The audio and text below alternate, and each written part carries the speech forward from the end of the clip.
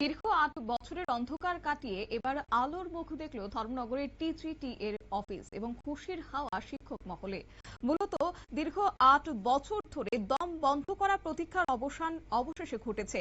DNV রোডে অবস্থিত TGT office দীর্ঘ ৮ বছর পর বন্ধ থাকার পর ২৮ জুন ২০২৬ পুনরায় খোলা হয়েছে। এই বিষয়টি বিশেষ দিনটি এক অত্যন্ত আনন্দের এবং ঐতিহাসিক দিন হিসেবে বর্ণনা করেছেন সংগঠনের ধর্মনগর মহকুমা সম্পাদক রূপক ভট্টাচার্য। স্মৃতির পাতা উল্টে তিনি জানিয়েছেন যে ২০১৮ সালে আগস্ট মাসের এক অভিশপ্ত রাতে ধর্মনগরের এই টিজিটি অফিসটি কিছু দুষ্কৃতিকারীদের অতর্কিত হামলা চালিয়েছে। সেই সময় অফিসের ভেতরে সমস্ত আসবাবপত্র নির্মমভাবে ভাঙা হয়েছে বলে তারা অভিযোগ জানিয়েছেন। পরবর্তীকালে অফিসটি জোরপূর্বক ভাবে তালা ঝুলিয়ে দেওয়া হয়েছে। তৎকালীন সময়ে ধর্মনগর জুড়ে ব্যাপক রাজনৈতিক সন্ত্রাস ও ভয়ের পরিবেশ থাকার কারণে সংগঠনের সদস্যরা অফিসের তালা খুলতে পারেননি বলে তারা জানান।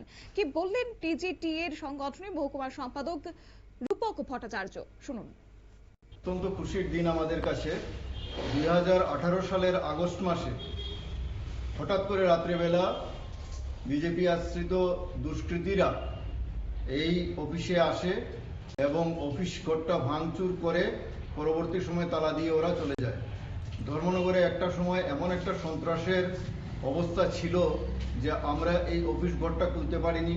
আমাদের শিক্ষক কর্মচারীদের যে দাবি দেওয়া আছে সেইগুলা নিয়ে আমরা আন্দোলন এই ঘর থেকে আমরা সংগঠিত করতে পারিনি। আজকে আমরা উদ্যোগ নিয়েছি এই ঘরটা খোলার এবং সকালবেলা এসে আমরা আমাদের সদস্যরা মিলে আজকে এই ঘরটা প্রায় আমরা ৮ বছর পর এই ঘরটা খুলতে পারলাম এবং আগামী দিনে এই ঘর থেকেই আমরা এই রাজ্যের শিক্ষক কর্মচারীদের যে দাবি দাওয়াগুলো আছে সেইগুলো নিয়ে আমরা আন্দোলন সংগঠিত করব। আমরা সাধারণ জনগণের যে সমস্যাগুলো আছে সেই সমস্যাগুলো নিয়েও আমরা আন্দোলন কর্মসূচি সংগঠিত করব। সবাইকে আমাদের সাথে থাকার জন্য আহ্বান রাখছি।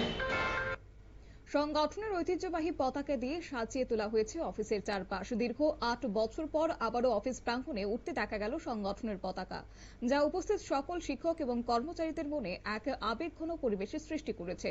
তবে অফিসটি পুনরায় খোলার পর রূপক ভট্টাচার্য জানান যে দীর্ঘ এই ৮ বছর কার্যালয় বন্ধ থাকায় তারা শিক্ষকদের নানা দাবি দেওয়া অধিকার নিয়ে আশানুরূপ কাজ করতে পারেনি, কিন্তু এখন থেকে এই কার্যালয়টি পুরোপুরি সচল থাকবে।